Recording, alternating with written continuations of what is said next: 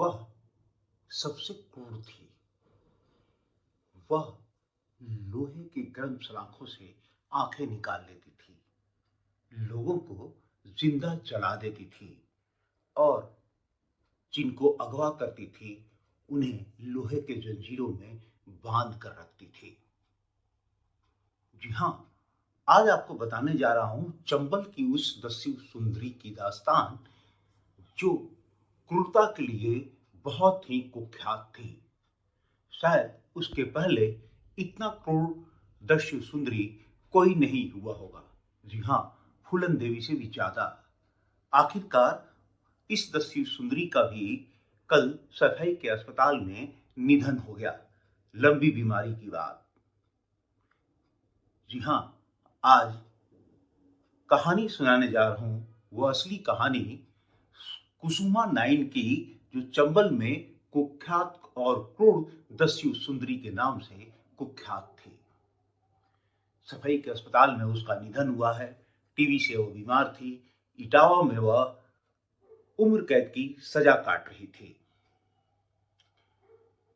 कुसुमा का जन्म 1964 में जलौन के टिकरी गांव में हुआ था। कुसुमा ने थोड़ी बड़ी हुई तो वह स्कूल जाना शुरू की और उसे एक लड़के से प्यार हो गया। थोड़ी और बड़ी हुई तो उस लड़के के साथ वह घर से भाग गई। प्यार में भागी हुई लड़की और उस लड़के को उसकी पिता की शिकायत पर दिल्ली में गिरफ्तार कर लिया गया। लड़के का नाम माधव मल्लाह था और वह फूलन के कुख्यात साथी विक्रम मल्लाह का साथी था। कुसुम की कहानी यहां से शुरू नहीं होती, बल्कि यह वो क्लाइमेक्स था जो कुसुमा की जिंदगी में आया था। कुसुमा नाइन कैसे कुख्यात हुई थी और किस तरह वह दस्यु सुंदरी बनी, अब यहीं से आपको वो कहानी शुरू होती है।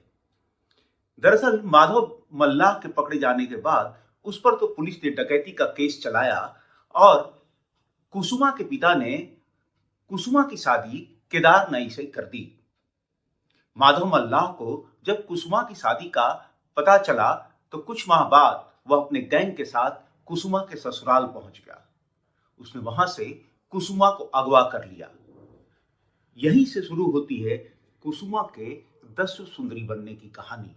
वह माधव मल्लाह के साथ चली गई और इस तरह कुख्यात डकैत विक्रम मल्लाह यानी फूलन देवी गैंग से वह जुड़ गई।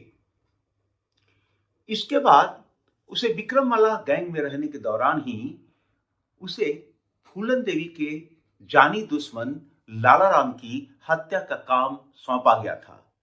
लेकिन तब तक कुसुमा की अनबन फूलन देवी से हो चुकी थी।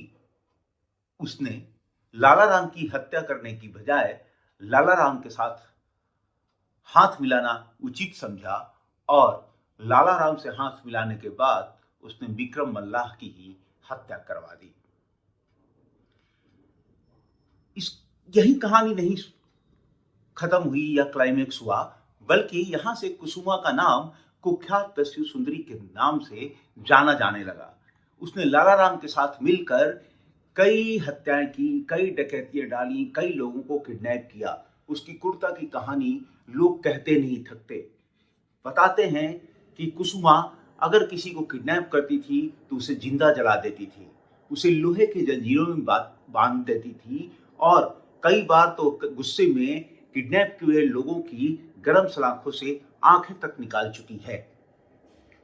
कुसुमा की यह क्रूरता दिन पर दिन बढ़ती जा रही थी। उस पर एक रिटायर्ड एडीजी सहित कई पुलिस वालों की हत्या का आरोप भी लगा था। 1981 में फूलन देवी यानी कुख्यात डकैत फूलन देवी, जो मरहूम है अब, जिनका निधन हो चुका है, उन्होंने बहमई कांड को अंजाम दिया था। इसके बाद भी कुसुमा शायद शांत रहती, लेकिन उसके दिल में बदले की भावना जगने लगी। 1984 में उसने 15 मल्लाहों को लाइन में खड़ा कर गोली मार दी और इसके बाद कुसुमा की क्रूरता बढ़ती चली गई।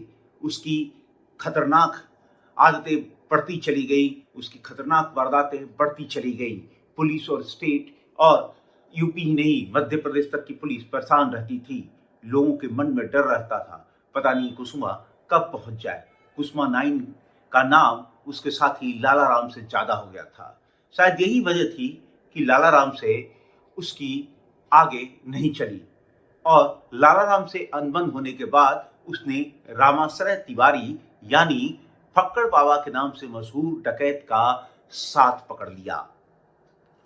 कुसुमा फक्कड़ बाबा के साथ डकैती डालने लगी, हत्याएं करने लगी, अगवा करने लगी और न जाने कितने कितने क्रूर वारदातों का अंजाम दिया। विक्रम मल्लाह की वो हत्या थी जिस पर कुसुमा से लाला राम खुश नहीं था और शायद यही सबसे बड़ी वजह थी कुसुमा का लाला राम से अलग होने की या मतभेद होने की।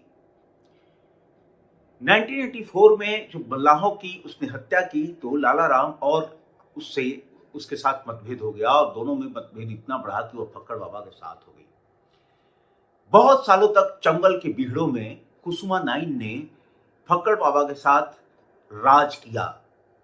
एक तरह से एकमात्र डकैत थी जिसकी क्रूरता को याद कर या उसके किस्से सुनकर लोग कांप जाया करते थे। लेकिन कहते हैं ना, समय कहीं ना कहीं आपको थकाता है। बीहड़ों की रानी बनी कुसुमा 9 आखिर एक बार बीहड़ों से परेशान हो गई। उसने और फक्कड़ बाबा ने 2004 में पुलिस के सामने सरेंडर कर दिया। बताया जाता है कि शायद ये डकैती के इतिहास का पहला ऐसा सरेंडर था जिसमें कोई मध्यस्थता नहीं थी, किसी ने मीडिएटर का काम नहीं किया था, बल्कि इन दोनों ने खुद जाकर पुलिस के सामने सरेंडर किया था। यह भी बताया जाता है कि उस समय 2004 में फक्कड़ बाबा, उसके गैंग और कुसुमा 9 ने ऐसे हथियारों को पुलिस के सामने सौंपा था जिसको देखकर पुलिस वाले खुद भी चौंक गए थे, सकते में रह गए थे। उनमें से कई हथियार ऐसे थे जो अमेरिका में बने थे और पूरी तरह ऑटोमेटिक थे, पूरी तरह अत्याधुनिक थे। 2004 में जब इसने सरेंडर किया तभी से यह इटावा के जेल में उम्र कैद की सजा काट रही थी। बाद में इसको टीबी हुआ जिसका लंबा इलाज चल रहा था और अंततः सफाई के अस्पताल में इस दस्यु सुंदरी कुसुमा 9 का निधन हो गया। अगली बार फिर किसी सच्ची कहानी के साथ उपलब्ध रहूंगा। मैं हूं आलोक वर्मा और अगर आपको ये वीडियो पसंद आया हो तो जरूर लाइक कर दीजिएगा, चैनल को भी सब्सक्राइब कर दीजिएगा और कमेंट करके जरूर बताइएगा, क्योंकि कमेंट बॉक्स सिर्फ और सिर्फ आपके लिए है। नमस्कार।